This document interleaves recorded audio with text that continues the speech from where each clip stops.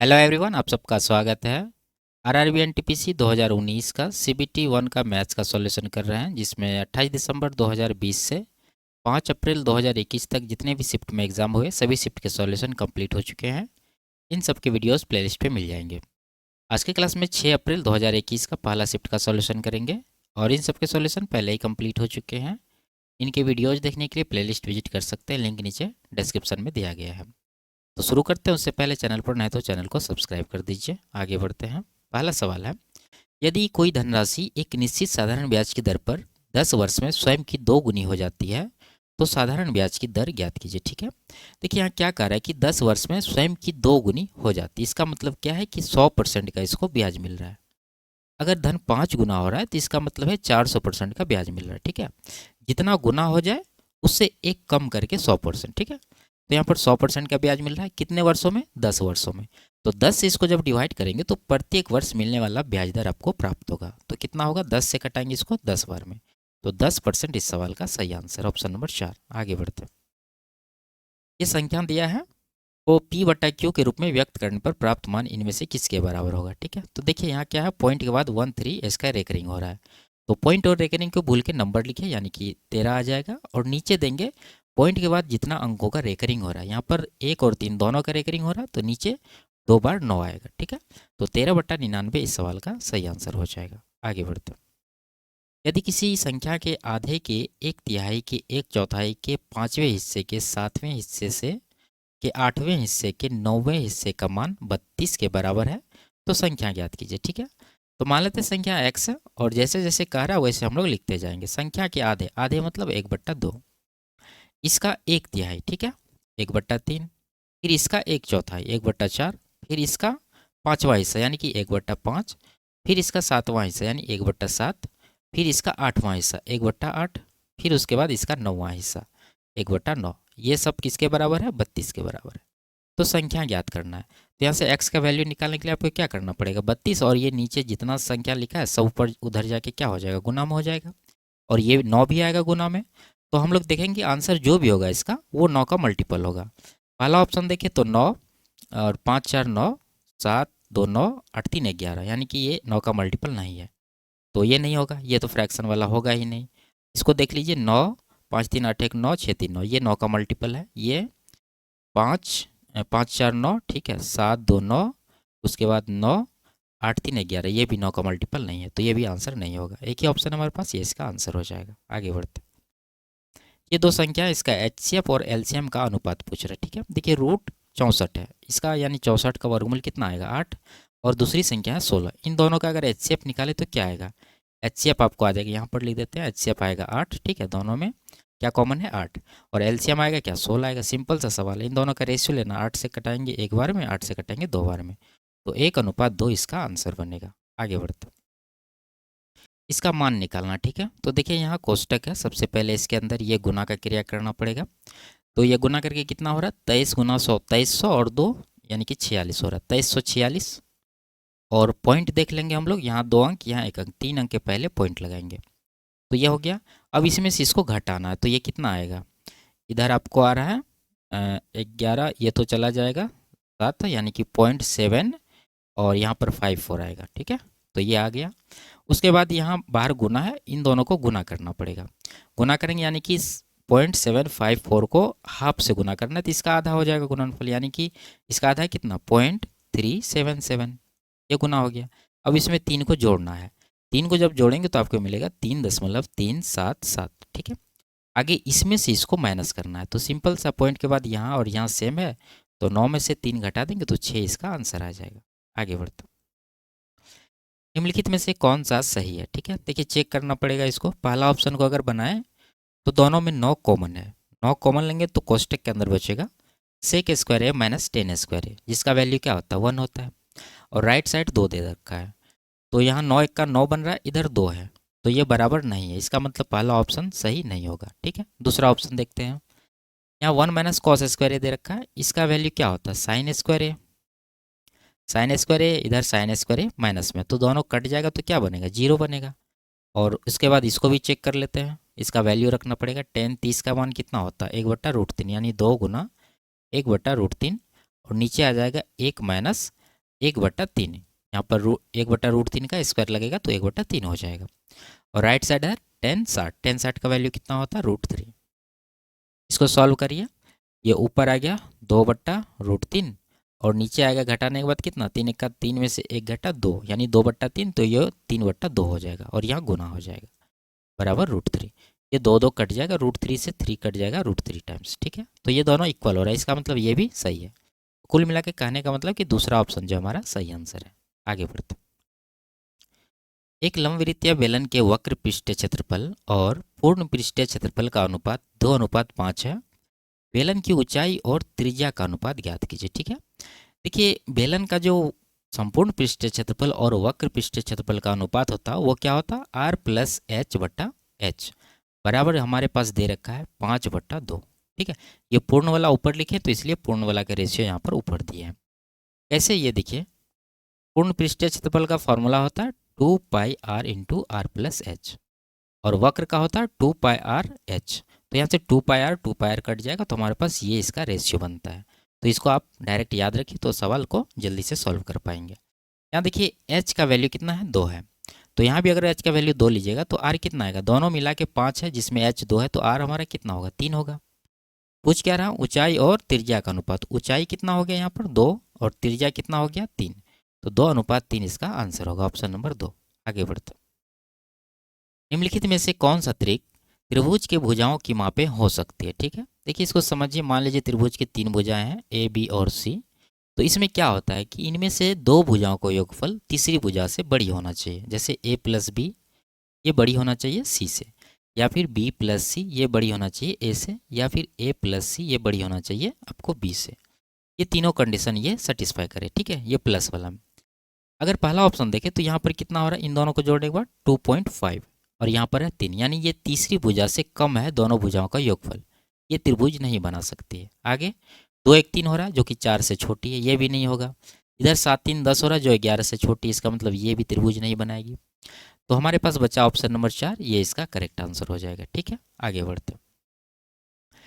100 metre लंबी एक रेलगाड़ी 64 किलोमीटर प्रति घंटा के चाल से चल रही है। रेलगाड़ी द्वारा उसके विपरीत दिशा में 8 किलोमीटर प्रति घंटा के चाल से दौड़ रहे व्यक्ति को पार करने में लिया गया समय ज्ञात कीजिए। ठीक है, देखिए जिस दिशा में रेलगाड़ी जा रही है उसके विपरीत दिशा में ये आदमी दौड़ रहा है, तो दोनों का जो रिलेटिव स्पीड हो जाएगा क्या हो जाएगा? दोनों का योगफल, यानी कि 64 + 8 72।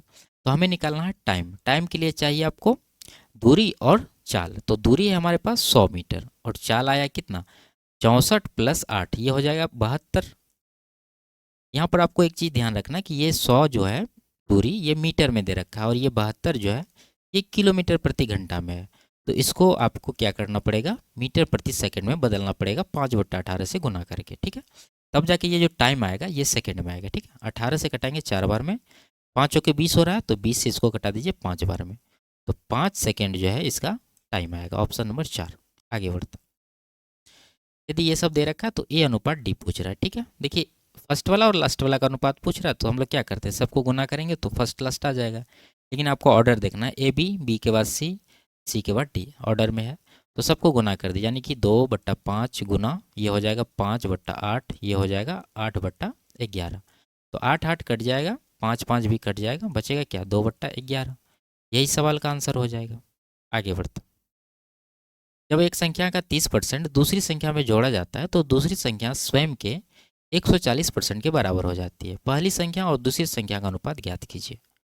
देखिए यहाँ समझिए, दो संख्या मान लीजिए x और y। तो पहली संख्या का 30% यानी x का जो है 30%, ये अगर दूसरी संख्या में जोड़ दिया जाता है तो दूसरी संख्या में क्या परिवर्तन होता है? वह स्वयं के 140% के बराबर हो जाता है। इसका मतलब इसमें जो है 40% का वृद्धि हो जाता है। ठीक है, दूसरी संख्या में। इसका मतलब है कि पहली संख्या का 30% वो दूसरी संख्या के 40% के बराबर होगा। ठीक है, अब यहाँ से आप कटा के रेशियो ले लीजिए, 0 0 कट जाएगा तो x और y का क्या रेशियो आया? 4 और 3। यही पूछ रहा है दोनों का अनुपात, तो ये ऑप्शन नंबर 3 में दे रखा है।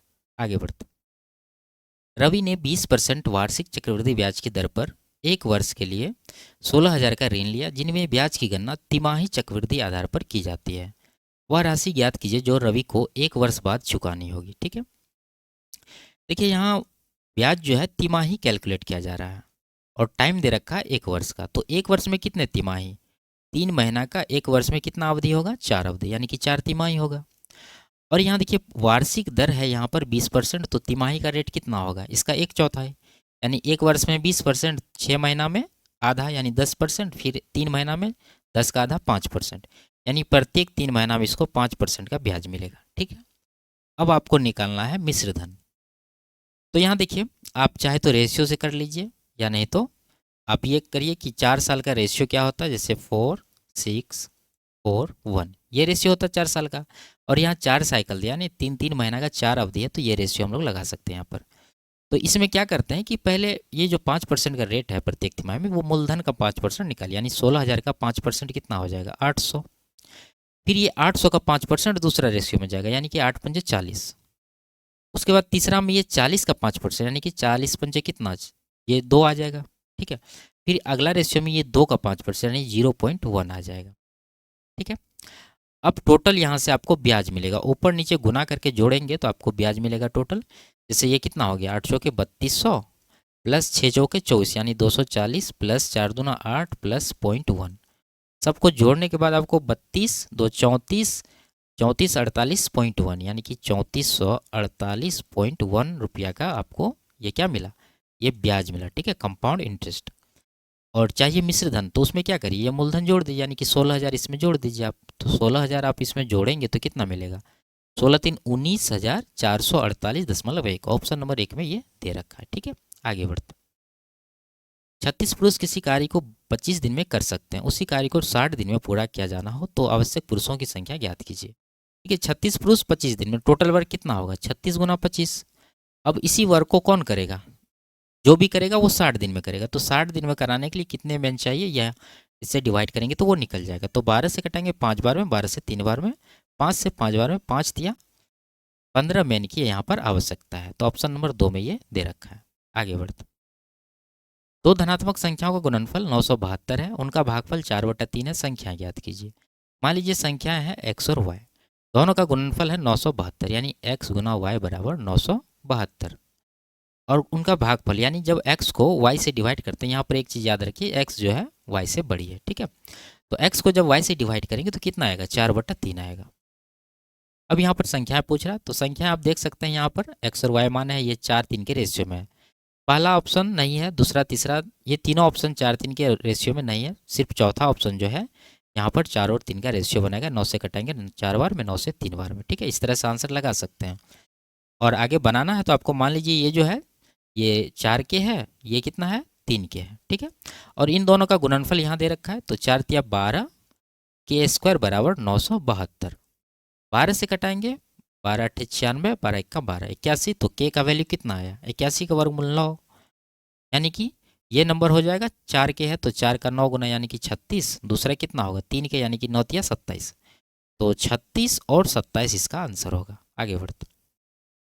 वह छोटी से छोटी संख्या ज्ञात कीजिए जिसे 45 और 55 से विभाजित करने पर प्रत्येक मामले में 3 शेष बचता है। ठीक है, ऑप्शन से देखिए इनमें क्या, ये क्या है? 5 का मल्टीपल है, तो 5 का मल्टीपल कब होना चाहिए? 3 शेष बच रहा है, इसका मतलब 3 घटाने के बाद 5 का मल्टीपल होना चाहिए। अगर 3 घटाएंगे तो इकाई अंक आपको 2 मिलेगा।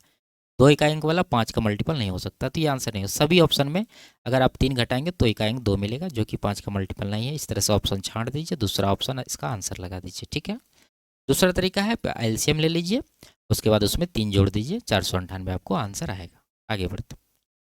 यदि ये दे रखा है तो इसका मान निकालना। ठीक है, देखिए यहाँ पर 2 जोड़ के वर्गमूल लेते हैं, तो 2 जोड़ेंगे तो क्या मिलेगा आपको? X square plus 1/x square का वैल्यू मिलेगा। ठीक है, जब 2 जोड़ के वर्गमूल लेंगे तो 62 39 में 2 जोड़ेंगे तो आपको मिलेगा कितना? 62 41। ये किसका वर्गमूल है? निकालना पड़ेगा।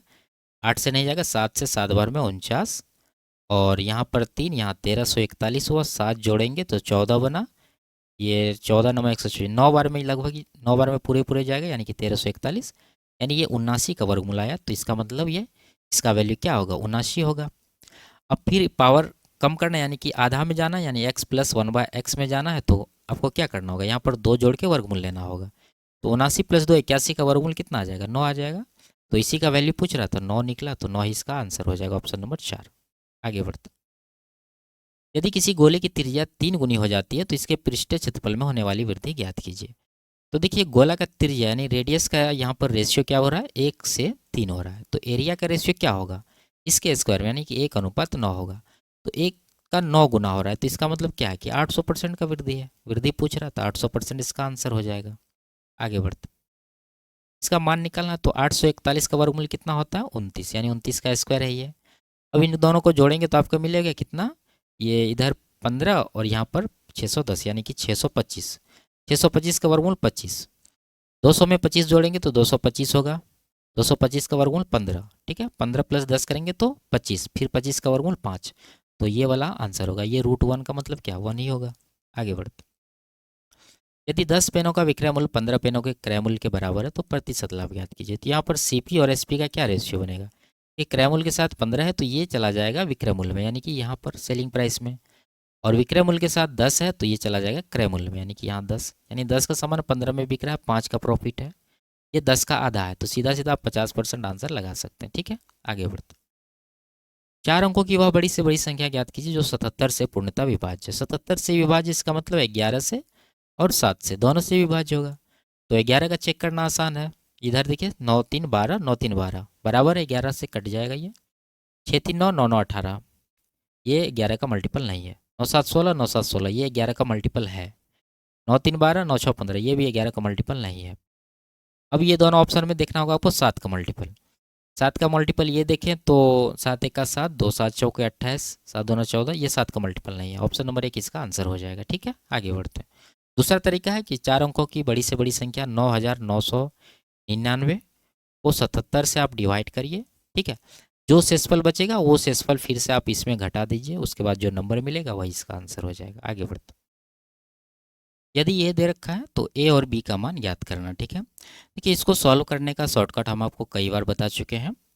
बीच में माइनस है, तो माइनस वाला को सॉल्व करने के लिए हम लोग सबसे पहले शुरू में देखते हैं यहाँ क्या है, माइनस में है या प्लस में है। माइनस में रहता है तो माइनस में वैल्यू आता है, कितना आता है, -4ab, और नीचे a² - b²। अगर आगे प्लस वाला रहता है तो प्लस में वैल्यू आता है कितना, 4ab, और नीचे वही a² - b²। तो यहाँ पर वही चीज़ हम लोग लगा देंगे। ए मतलब क्या, ये पहला पद हमारा ए हो गया, ये दूसरा हमारा बी हो गया। तो यहाँ पर माइनस में आएगा, माइनस में 4 × a है √7 और b है 1, और नीचे आ जाएगा a² - b², यानी √7 का स्क्वायर 7 - 1 बराबर दे रखा है a + b √7। तो यहाँ पर देखिए कितना हो रहा है, ये 7 - 1 6 हो रहा है। तो 2 से कटाएंगे 3 बार में, 2 से कटाएंगे 2 बार में, यानी ये वैल्यू आ गया माइनस का 2√7/3 बराबर है a + b के, b√7 के। ठीक है, अब देखिए यहाँ एक ही पद आया, यहाँ पर 2 है, तो तुलना करेंगे तो ये √7 वाला को 7 वाला के साथ करिए, तो b का वैल्यू कौन सा हो जाएगा, इसके साथ जो इसका गुणांक है वही हमारा b का वैल्यू हो गया, यानी b का वैल्यू हो गया कितना, -2/3। कि कौन सा ऑप्शन में दे रखा, ऑप्शन नंबर 4 में। ठीक है, और a का वैल्यू हम लोग यहाँ पर क्या लेंगे, 0 लेंगे, तो 0 और ये ऑप्शन नंबर 4 में है, तो ये इसका आंसर हो जाएगा। ठीक है, और यहाँ पर अगर प्लस रहे तो जोड़ने का तरीका हम आपको बताएं क्या होता है, 2 × a² + b², और नीचे a² - b², यही होता है। आगे बढ़ते, तो इसका क्या कर रहा है, तृतीय अनुपात ज्ञात कीजिए। तो इसका तृतीय अनुपात निकालने के लिए क्या होता है, जैसे a और b है, इसका तृतीय अनुपात निकालेंगे तो b² / a लगाएंगे, और इसका माध्य अनुपात निकालना तो √ab। तो यहाँ तृतीय निकालना तो b² यानी 20 का स्क्वायर 400, और उसको 10 से डिवाइड करेंगे तो 0 0 कटेगा, 40 इसका जो है आंसर बनेगा। ठीक है, आगे बढ़ते, एक आयताकार सौर पैनल की लंबाई इसकी चौड़ाई से 5% अधिक है। यदि सौर पैनल का क्षेत्रफल इतना है तो इसकी चौड़ाई ज्ञात कीजिए। तो देखिए बना लेते हैं एक आयताकार सौर पैनल। यहाँ दे रखा है क्या, 5% अधिक है, 5% का फ्रैक्शन 1/20, यानी चौड़ाई अगर इसका 20 है तो लंबाई कितना है, 1 अधिक, यानी कि 21 है। तो इसको हम लोग x में मानेंगे, 20x और 21x। तो यहाँ पर अगर क्षेत्रफल निकालें तो क्या होगा, दोनों का गुणनफल, यानी कि 20 × 21 × x², यही हो जाएगा। 20 × 21 अलग कर दिए, x × x x² अलग कर दिए, बराबर 210 ये दे रखा है। तो यहाँ पर कटा देंगे इसको, 0 तो कटेगा ही, और 21 से 21 कट जाएगा, तो x² का वैल्यू आ गया 1/2। ठीक है, ये 2 इधर जाके भाग हो जाएगा, तो x का वैल्यू कितना आया, 1/√2। हमें निकालना है क्या, चौड़ाई पूछ रहा है, चौड़ाई मतलब 20x है, तो 20 × x का वैल्यू 1/√2 लाए हैं, तो √2 यहाँ से गुना कर देंगे। तो ये कितना हो जाएगा, देखिए 20 है तो 10 गुना 2 करिए तो 10 तो आएगा, ये गुना 2 जो है उस 2 को ये √2 से डिवाइड करेंगे तो √2 आपको भागफल मिलेगा। तो यही इसका आंसर हो जाएगा 10√2, ऑप्शन नंबर 1। आगे बढ़ते, दो समांतर चतुर्भुज समान आधार पर और समान समांतर भुजाओं के बीच स्थित है, उनके क्षेत्रफलों का अनुपात ज्ञात कीजिए। तो 1:1 हो जाएगा। आप समझिए इसको, मान लीजिए कि ये एक लाइन है और ये दूसरी लाइन है, तो ये क्या है, दोनों पैरेलल है। तो इनके अंदर मान लीजिए यहाँ से लेके यहाँ तक हम लोग आधार लेते हैं, यहाँ कहीं भी आप इसका एक समांतर चतुर्भुज बनाइए, चाहे यहाँ बना लीजिए, चाहे ऐसे बना लीजिए, ठीक है, चाहे आप सीधा बना लीजिए, कहीं पर भी बनाइए, इसका जो है क्षेत्रफल बराबर रहेगा, क्योंकि आप देख रहे हैं कि आधार इसका कांस्टेंट है और हाइट इन दोनों लाइन के बीच भी कांस्टेंट है, तो इसका क्षेत्रफल हमेशा बराबर रहेगा। तो ऑप्शन नंबर 2 में है, ये इसका आंसर हो जाएगा। आगे बढ़ते, यदि चार संख्याओं में से दूसरी पहली से 3 गुनी है, लिखते हैं। देखिए 4 नंबर है तो A, B, C और D ले लेते हैं। क्या कह रहा है कि दूसरी पहली से 3 गुना, तो पहली यानी A को मान लेंगे 1 यूनिट, तो दूसरी कितना आएगा 3 यूनिट, इसका 3 गुना कह रहा है। तीसरी संख्या दूसरी से 4 गुनी है, यानी दूसरी से 4 गुनी है तीसरी, तो 3 का 4 गुना कितना 12, यानी C आ जाएगा 12। चौथी संख्या तीसरी से 5 गुनी है, तो तीसरी है 12, 12 का 5 गुना 60 आ जाएगा। इन सब का एवरेज है कितना 1900। तो अगर यहाँ रेशियो में एवरेज निकालें, ठीक है, ये रेशियो हम लोग निकाल चुके हैं, तो सबको जोड़िए 60, 12, 72, 3, 75, 1, 76, छोड़ के 76 आ रहा है। एवरेज निकालना तो 4 नंबर है, 4 से डिवाइड करेंगे तो ये एवरेज आया, लेकिन सवाल में एवरेज दे रखा है 1900, तो इसको 1900 के बराबर करेंगे। तो हमें निकालना है 1 यूनिट का, क्योंकि पूछ रहा है छोटी संख्या जो कि है 1 यूनिट का। तो 1 यूनिट का निकालने के लिए क्या करना होगा, 1900, ये 4 इधर गुना में हो जाएगा और 76 नीचे आ जाएगा। तो 4 से 19 बार में, 19 से 100 बार में, तो 100 जो है इस सवाल का आंसर बनेगा। आगे बढ़ते, यदि ए और बी ऐसे न्यून कोण है कि tan A बराबर cot B है, तो A प्लस बी का मान ज्ञात कीजिए। देखिए यहाँ tan A बराबर cot B है, तो आप एक चीज़ यहाँ समझिए कि किस वैल्यू पर tan और cot क्या होता है, बराबर होता है। तो आप कहेंगे वो वैल्यू होता है 45 डिग्री। इसका मतलब A भी 45 है, B भी 45 है, तो दोनों का योग पूछ रहा है, तो 45 + 45 कितना हो जाएगा 90, ऑप्शन नंबर 1 में है। आगे बढ़ते, एक स्टीमर धारा की दिशा में चलते हुए दो बंदरगाहों के बीच की दूरी को 6 घंटा में तय करता है। यह धारा के विपरीत दिशा में चलते हुए उसी दूरी को 8 घंटे में तय करता है। यदि धारा की चाल 3 किलोमीटर प्रति घंटा है, तो शांत जल में स्टीमर की चाल ज्ञात कीजिए। ठीक है, देखिए एक चीज़ याद रखिए आप, यहाँ पर एक्स क्या होता है, शांत जल में नाव की चाल, वाई क्या होता है, धारा की चाल, यू मतलब अपस्ट्रीम यानी धारा के विपरीत दिशा में, टी मतलब डाउन स्ट्रीम धारा के दिशा में। ये 4 चीज़ यहाँ पर यूज होता है। तो यहाँ क्या कर रहा है कि इस दूरी को, किस दूरी को, धारा के दिशा में, यानी डाउन स्ट्रीम और अप स्ट्रीम। डाउन स्ट्रीम का टाइम कितना है 6 घंटा, और अप स्ट्रीम यानी धारा के विपरीत दिशा में इसको 8 घंटा लगता है, तो ये है 8 घंटा। यानी ये जो है ये क्या है, टाइम है। तो टाइम का आप रेशियो लीजिए, 2 से कटाएंगे 3 बार में, 2 से 4 बार में, ठीक है, ये रेशियो आया। और दूरी तो बराबर है, जब दूरी बराबर रहे तो जो रेशियो टाइम का होता है उसका इन्वर्स होता है स्पीड का रेशियो, यानी ये 4 इधर आ जाएगा और 3 इधर चला जाएगा। इस रेशियो में इसका जो है स्पीड है, डाउन स्ट्रीम में 4 और अप स्ट्रीम में 3। अब हमें निकालना शांत जल में स्टीमर की चाल, तो और दे क्या रखा है, धारा की चाल। धारा की चाल यानी वाई निकालने के लिए हम लोग क्या करते हैं, वाई बराबर down stream minus up stream बट्टा 2 करते हैं, और शांत जल में नाव की चाल निकालने के लिए down stream plus up stream बट्टा 2 करते हैं। ठीक है, तो यहाँ पर अगर दोनों को जोड़ के 2 से डिवाइड करिएगा तो कितना आएगा आपको 4, ये दोनों को अंतर लेके यानी कि 4 - 3 1 आएगा, 1 को 2 से डिवाइड करेंगे तो ये आ गया आपको क्या, धारा की चाल, जो कि दे रखा है हमारे पास 3 किलोमीटर प्रति घंटा, तो ये हो जाएगा 3 किलोमीटर प्रति घंटा। हमें निकालना क्या है, शांत जल में स्टीमर, यानी कि एक्स का वैल्यू दोनों को जोड़ के 2 से डिवाइड करिए, यानी कि 4 3 7 बट्टा 2, इसका वैल्यू निकालना है। तो देखिए 1/2 का ये कितना गुना, 7 गुना, तो इधर भी 7 गुना करिए तो 7 या 21 किलोमीटर प्रति घंटा जो है इसका आंसर बनेगा। ऑप्शन नंबर 1 में दे रखा है।